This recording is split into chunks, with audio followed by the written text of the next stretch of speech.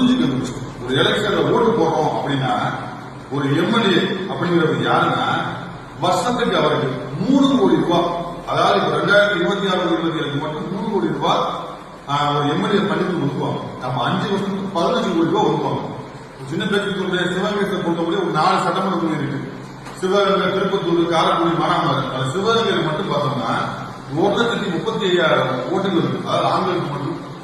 பெண்களுக்கு பார்த்தோம்னா 1,41,600 மொத்தம் 2,76,600 ஓட்டுல சாதாரண 3 கோடி.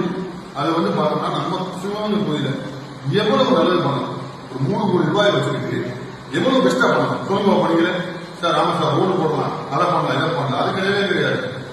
சிவகங்கையில பார்த்தோம்னா எங்களுக்கு 2 காலேஜ் இருக்கு. ஆடியோ காலேஜ் இருக்கு, அதுக்கப்புறம் உமன்ஸ் காலேஜ் இருக்கு. இந்த மாதிரி காலேஜ்ல இருந்து ஒவ்வொரு ஆண்டு படிச்சு முடிச்சுட்டு வெளில வராங்க பாத்தீங்களா, ஒரு 500 பேர். அவங்க என்ன ஆறாங்க, அதை பத்தி யாராவது யோசிச்சு பார்க்கணுமா சொல்லுங்க.